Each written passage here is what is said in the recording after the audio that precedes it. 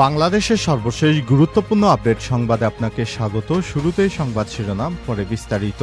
শুরুতেই জানাবো বাংলাদেশে বিজেপির হিন্দুত্ববাদী আদর্শের উত্থান। নোবেল বিজয়ী অর্থনীতিবিদ ডক্টর মোহাম্মদ ইউনূস বাংলাদেশের অন্তর্বর্তীকালীন সরকারের প্রধান হিসেবে দায়িত্ব নেওয়ার পরদিন গত 9 আগস্ট বাংলাদেশের বিভিন্ন স্থানে রাস্তায় নেমে আসতে শুরু করে সংখ্যালঘু হিন্দু সম্প্রদায়ের মানুষ। এসব স্থানের মধ্যে অন্যতম ছিল রাজধানী ঢাকার গুরুত্বপূর্ণ শাহবাগ মোড়। হিন্দুরা বাংলাদেশের মোট জনসংখ্যার 8% দাবি করে। তবে শেখ হাসিনা পালিয়ে যাবার পর তারা বাংলাদেশকে ভারতীয় চক্রান্তে অস্থিতিশীল করার ষড়যন্ত্র করেছিল। কিন্তু বাংলাদেশের মানুষ ভারতের কর্তৃত্ববাদী হিন্দুত্ববাদের হিন্দু মুসলিম দাঙ্গায় পা দেয়নি বলে বাংলাদেশকে হিন্দুত্ববাদীরা ষড়যন্ত্র করে কোনো কিছু করতে পারেনি। এ ব্যাপারে একটি গুরুত্বপূর্ণ সংবাদ জানাবো, সঙ্গেই থাকুন। এরপর জানাবো প্রতিটি শিক্ষার্থীর ভবিষ্যৎ ঝুলে আছে টাকার অঙ্কে, বললেন হাসনাত আব্দুল্লাহ। শিক্ষাকে গুরুত্ব দিয়ে বৈষম্য বিরোধী ছাত্র আন্দোলনের আহ্বায়ক হাসনাত আব্দুল্লাহ বলেছেন, শিক্ষা সবার অধিকার, বাণিজ্যের পণ্য নয়। আর সামাজিক যোগাযোগ মাধ্যম নিজের ভেরিফাইড ফেসবুক পেজে সব কথা বলেছেন হাসনাত আব্দুল্লাহ। এবারে জানাবো ফের বোতলজাত ভোজ্য তেলের দাম বাড়ানোর পায়তারা। লিটারে 8 টাকা বাড়ানোর পরও আবারও সয়াবিন তেলের কৃত্রিম সংকট এখনও রয়ে গেছে। 2-3 দিন 5 লিটারের তেল কিছুটা সরবরাহ করলেও 1 লিটারের তেল এখনও পাওয়া যাচ্ছে না। পাশাপাশি সরকারের নির্ধারিত মূল্যেও মিলছে না তেল। এতে ক্রেতার পণ্যটি কিনতে এখনও ভোগান্তিতে পড়তে হচ্ছে। জানাবো ভারত থেকে এলো 180 টন পেঁয়াজ। দেশের একমাত্র 4 দেশীয় স্থলবন্দর বাংলা বন্দরে ধাপে ধাপে 180 টন পেঁয়াজ আমদানি হয়েছে। শনিবার বিষয়টি নিশ্চিত করেছেন ল্যান্ডপোর্টের ম্যানেজার আবুল কালাম আজাদ। তিনি বলেছেন, আমাদের 4 দেশীয় বাংলা বান্ধা স্থলবন্দর ভৌগোলিক অবস্থানের দিক থেকে দেশের অন্যান্য স্থলবন্দরের তুলনায় খুবই গুরুত্বপূর্ণ। বন্দরটি দিয়ে পাথর আমদানির পাশাপাশি এখন পেঁয়াজ এবং আতপ চাল আমদানি করা হচ্ছে। এদিকে অবৈধভাবে ভারতে যাওয়ার পথে 230 ভারতীয় গ্রেপ্তার। 170 জনই ভারতের নরেন্দ্র মোদীর রাজ্য গুজরাটের। উন্নতমানের জীবনযাত্রা এবং বড় বেতনের চাকরির খোঁজে উন্নত জীবনযাপনের আশায় যুক্তরাষ্ট্রে পাড়ি দেওয়ার স্বপ্নে বিভোর ভারতীয়রা। এবার ভারতীয় বিভিন্ন মানুষজন যুক্তরাষ্ট্রে অবৈধভাবে পাড়ি দেওয়ার সময় 230 জন ভারতীয়কে গ্রেপ্তার করেছে আমেরিকার সরকার। আমেরিকায় পৌঁছানো তো দূরের কথা, তারা সবাই ধরা পড়ে এখন জেল হাজতে। এদের মধ্যে 170 জনই ভারতের গুজরাটের সদস্য। এবং সর্বশেষ জানাবো রুশ সেনাবাহিনীতে ভারতীয়দের সংখ্যা জানালো মোদী সরকার। সম্প্রতি উত্তর কোরিয়ার বিরুদ্ধে অভিযোগ উঠেছে যে ইউক্রেনে রাশিয়ার সেনাবাহিনীর হয়ে যুদ্ধ করছে দেশটির সেনারা। এই অভিযোগ ছিল ভারতের বিরুদ্ধেও। ইউক্রেন ও পশ্চিমাদের দাবি ছিল মোটা বেতনের টোপ দিয়ে ভারতীয় যুবকদের নিজেদের সেনাবাহিনীতে অন্তর্ভুক্ত করেছে রাশিয়া, যা নিয়ে উদ্বেগ বাড়ছিল। আর এই পরিস্থিতিতে রুশ সেনাবাহিনীতেও কর্মরত ভারতীয়দের সংখ্যা জানিয়েছে মোদী সরকার। রাশিয়ান সেনাবাহিনীতে কর্মরত বেশিরভাগ ভারতীয়কে ফিরে আনা হয়েছে বলে দাবি করা হয়েছে। তবে এখনও রুশ সেনাবাহিনীতে 19 জন ভারতীয় রয়েছে বলে জানিয়েছে তারা। ভারতের লোকসভার কেন্দ্রীয় বিদেশ প্রতিমন্ত্রী কীর্তিবর্ধন সিং জানিয়েছেন এমন তথ্য। প্রিয় দর্শক, এতক্ষণ শুনছিলেন সংবাদ শিরোনাম, এবারে বিস্তারিত। তবে তার আগে বন্ধুরা অনুরোধ থাকবে এই সংবাদটিতে একটি লাইক দিন। এই চ্যানেলে আপনি নতুন হয়ে থাকলে আমাদের সংবাদটি দেখতে দেখতে চ্যানেলটি সাবস্ক্রাইব করে রাখুন, যাতে করে বন্ধুরা আমাদের পরবর্তী লেটেস্ট আপডেট সংবাদগুলো সবার আগে আপনার কাছে পৌঁছে যায়। কমেন্ট করে আপনার মূল্যবান মতামত জানিয়ে দিন আপনি বিশ্বের কোন দেশ থেকে আমাদের সংবাদটি দেখছেন এবং শুনছেন। এবারে বিস্তারিত। বাংলাদেশে বিজেপির হিন্দুত্ববাদী আদর্শের উত্থান।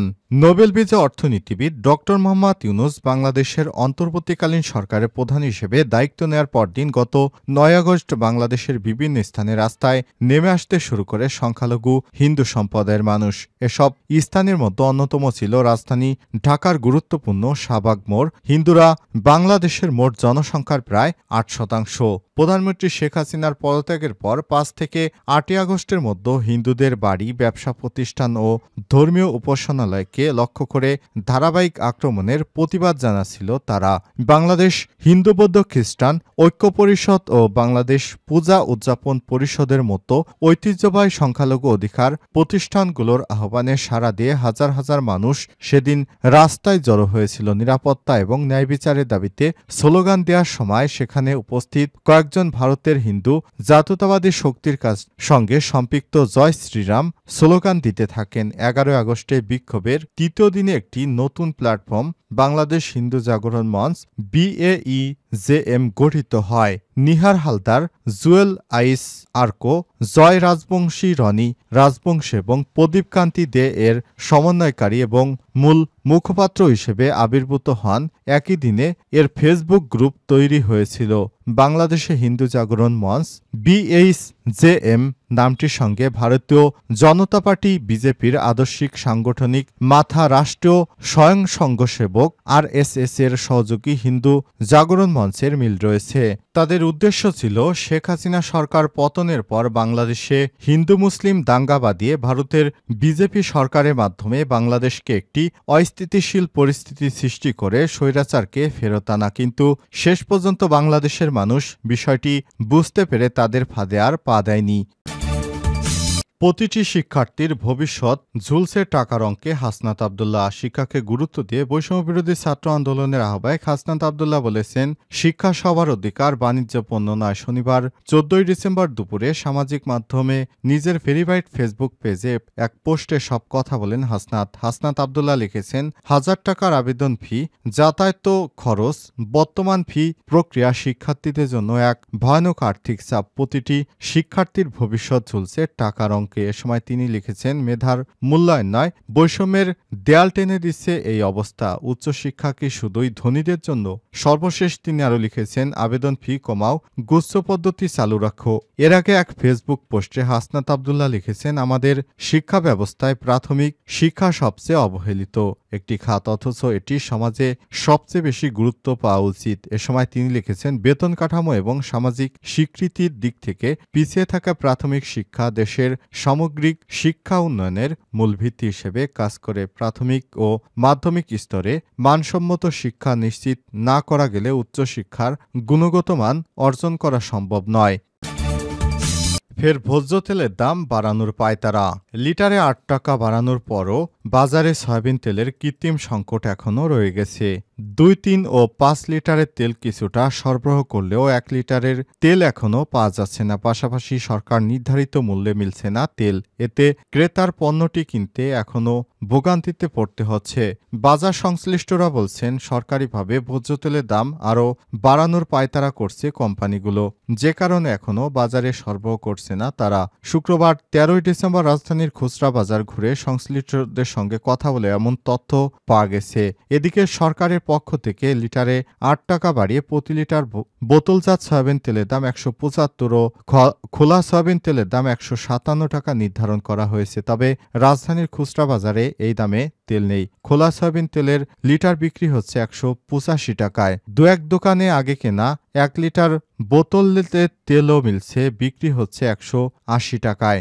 রাজধানীর জিনজিরা কাঁচাবাজার মুদি বিক্রেতা সোহেল বলেন, সরকারের নতুন মূল্য নির্ধারণ করেছে 5 লিটারের তেল 837 টাকা, কিনে এখন 852 টাকায় বিক্রি করতে হচ্ছে। দুই দিক থেকে লাভ করছে কোম্পানিগুলো। 3 লিটারের বোতলজাত সয়াবিন 516 টাকায় কিনতে হচ্ছে, বিক্রি করতে হচ্ছে 525 টাকায়। খোলা সয়াবিন লিটার প্রতি 188 টাকায় ডিলারদের কাছে কিনতে হয়, বিক্রি করতে হচ্ছে 185 টাকায়। পাম অয়েল 175 টাকায় বিক্রি হচ্ছে, কিনতে হচ্ছে 171 টাকায়। ভারত থেকে এলো 180 টন পেঁয়াজ। দেশের একমাত্র 4 দেশীয় স্থলবন্দর বাংলাবান্ধায় ধাপে ধাপে 180 টন পেঁয়াজ আমদানি করা হয়েছে। শনিবার বিষয়টি নিশ্চিত করেছেন ল্যান্ডপোর্টের ম্যানেজার আবুল কালাম আজাদ। তিনি বলেছেন, আমাদের 4 দেশীয় বাংলাবান্ধা স্থলবন্দরটি ভৌগোলিক অবস্থানগত দিক থেকে দেশের অন্যান্য স্থলবন্দরের তুলনায় গুরুত্বপূর্ণ। বন্দরটি দিয়ে পাথর আমদানির পাশাপাশি এখনও পেঁয়াজ ও আতপ চাল আমদানি করা হচ্ছে। এ সময় তিনি আরও বলেছেন, গত 10 ডিসেম্বর ভারত থেকে বন্দরটিতে 30 টন পেঁয়াজ আমদানি করেছে মেসাস বিসমিল্লা বাণিজ্যালয় নামের একটি আমদানিকারক প্রতিষ্ঠান। এর আগে প্রতিষ্ঠানটি 7 December 30 ton, 3 December 30 ton, 27 November 30 ton, 20 November 30 ton, 18 November 30 ton পেঁয়াজ আমদানি করেছিল। বর্তমানে বন্দরটি দিয়ে আমদানি পণ্যগুলোর মধ্যে প্রায় 98%ই পাথর। এছাড়াও মসুর ডাল, গম, ভুট্টা, সিরতা, হাজমোলা, যন্ত্রপাতি, প্লাস্টিকের দানা, রেল লাইনের স্লিপার, খৈল, আদা, চিটা গুড় আমদানি করা হয়। এসব পণ্যের পাশাপাশি বর্তমানে পেঁয়াজ ও আতপ চাল আমদানিতে প্রসার বাড়তে শুরু করেছে ব্যবসা বাণিজ্যে। অপরদিকে বাংলাদেশ থেকে ভারত ও নেপালে পাট, ওষুধ, জুস, ব্যাটারি সহ নানা ধরনের পণ্য রপ্তানি হচ্ছে। ভারত বাংলাদেশের সম্পর্কের টানাপোড়েনের মধ্যেও ভারত থেকে চাল ও পেঁয়াজ আমদানি হচ্ছে। স্বাভাবিক রয়েছে স্থলবন্দরের আমদানি রপ্তানি কার্যক্রম। বিষয়টি ইতিবাচক দেখছেন বন্দর সংশ্লিষ্ট ব্যবসায়ীরা।